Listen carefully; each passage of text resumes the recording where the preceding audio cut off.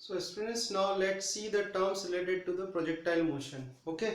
So first जो ले रहे हैं हम टर्म वो है equation of trajectory. Equation of trajectory का मतलब होता है जो पाथ, जिस पाथ पर ये प्रोजेक्टाइल जो है प्रोजेक्टाइल मोशन कर रहा है, या जो बॉडी है प्रोजेक्टाइल मोशन कर रही है, वो जिस पाथ को फॉलो कर रही है उस पाथ की इक्वेशन निकालनी है हमको. वो जो पाथ की इक्वेशन होगी उसको बोलते हैं इक्वेशन ऑफ ट्रेजेक्ट्री. ठीक है. तो इसके लिए हम क्या करेंगे कि हम लेते हैं कि मान लो किसी टाइम इंटरवल में यहां से बॉडी प्रोजेक्ट हुई थी ओ पॉइंट से, ओ पॉइंट से बॉडी प्रोजेक्ट हुई और ये पॉइंट पहुंच गई पी पॉइंट पे. ठीक है. तो पी पॉइंट पर जो कोऑर्डिनेट्स हैं वो क्या है, x and y. P point पर जो कोऑर्डिनेट्स हैं इस प्रोजेक्टाइल के या इस बॉडी के जो कि प्रोजेक्टाइल मोशन कर रही है, वो कोऑर्डिनेट्स क्या है, एक्स एंड वाई. ठीक है. और जो टाइम लगाया इसने वो टाइम इंटरवल है टी. ठीक है. तो ध्यान से समझना आप कि बॉडी यहां से प्रोजेक्ट हुई थी ओ पॉइंट से, तो टी टाइम में यानी टी टाइम इंटरवल में, स्मॉल टी टाइम इंटरवल में वो कहां पहुंच गई, पी पॉइंट पर. और पी पॉइंट पर उसके कोऑर्डिनेट्स है एक्स एंड वाई. तो एक्स एंड वाई कोऑर्डिनेट्स ही बताएंगे कि टी टाइम में एक्स एक्सिस पर कितनी डिस्टेंस कवर करी उसने, एक्स डिस्टेंस. और टी टाइम में ही वाई एक्सिस पर जो डिस्टेंस उसने कवर करी है वो कितनी है, वाई. ठीक है. तो हम इससे अब फाइंड आउट करते हैं कि इक्वेशन ऑफ ट्रेजेक्टरी क्या होगी. तो ये दो बातें आप अच्छे से ध्यान रखना. एक तो टी टाइम इंटरवल पर जो पोजीशन है उस पार्टिकल की जो कि प्रोजेक्टाइल मोशन कर रहा है उस बॉडी की, वो क्या है, पी एक्स वाई. इसका मतलब है कि टी टाइम में एक्स एक्सिस पर जो उसने डिस्टेंस कवर करी है वो तो है स्मॉल एक्स, और वाई एक्सिस पर जो डिस्टेंस कवर करी है टी टाइम में वो है वाई, स्मॉल वाई. ठीक है. तो हम यहां लिखते हैं कि distance cover by a projectile. ठीक है. वो प्रोजेक्टाइल अपनी कोई बॉडी भी हो सकती है, कोई पार्टिकल भी हो सकता है. ठीक है. तो distance cover by a projectile on x axis. X axis पे कितना डिस्टेंस उसने कवर करा है, तो कितना डिस्टेंस कवर करा है उसने, एक्स कवर किया है और टी टाइम में करा है. और वेलोसिटी कितनी है उसकी एक्स एक्सिस पर, तो एक्स एक्सिस पर जो वेलोसिटी है वो क्या है, यू एक्स. ठीक है. एक्स एक्सिस मतलब हॉरिजॉन्टल कंपोनेंट ऑफ वेलोसिटी. तो हॉरिजॉन्टल कंपोनेंट ऑफ वेलोसिटी क्या है आपका, यूएक्स. अब मैंने एक बात और आपको बताई थी कि जब आप एक्स एक्सिस पर इसका मोशन स्टडी करोगे तो मोशन कैसा हो रहा है आपका, यूनिफॉर्म मोशन है. अब यूनिफॉर्म मोशन है तो फॉर्मूला मैंने आपको बताया क्या लगाओगे, speed is equal to distance upon time. तो डिस्टेंस इज इक्वल टू यहां पर कितना हो जाएगा, डिस्टेंस मतलब एक्स, तो distance is equal to speed into time. तो स्पीड इसकी हो गई यूएक्स और टाइम कितना लग रहा है, टी. तो ये हमारे पास एक इक्वेशन आ जाएगी. This is first equation. ठीक है. आगे हम सॉल्व करते हैं. Now let's see on y axis.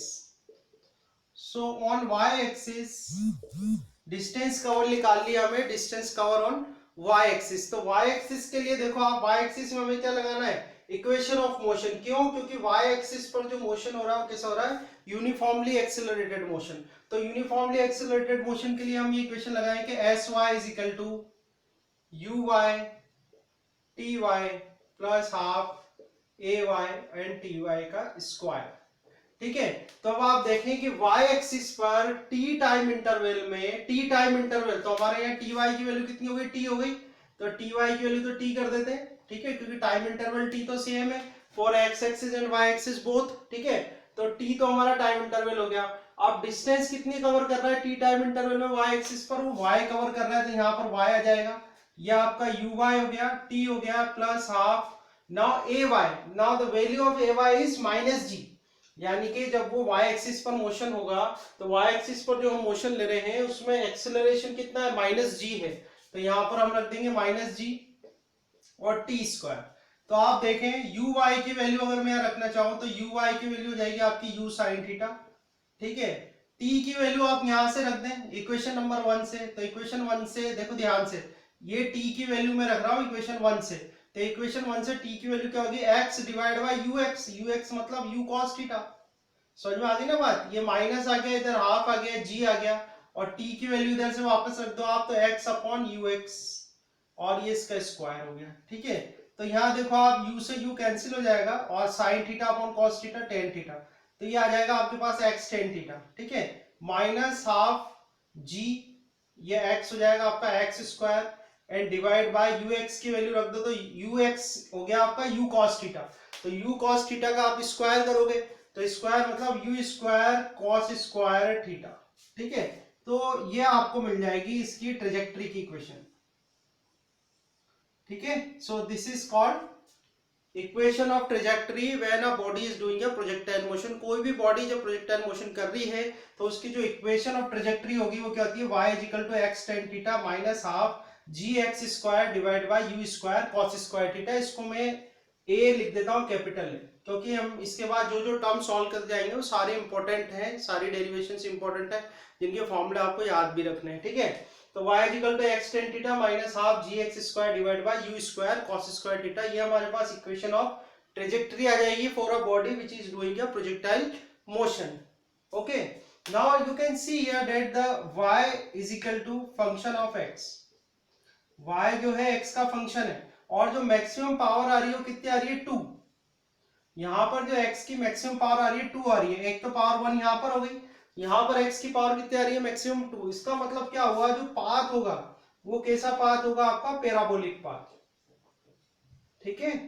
जो पाथ होगा या जिस पाथ पर वो जा रहा है, जो कर्व बनेगा वो कर्व क्या बनेगा आपका, पैराबोलिक कर्व बनेगा, या पाथ जो होगा वो पैराबोलिक पाथ होगा। तो इस तरह से आप इसको प्रूव भी कर सकते हैं कि जब when a body is doing a projectile motion then its path is a parabolic path. Okay, now let's see a second term. Second term हम देखते हैं इसमें,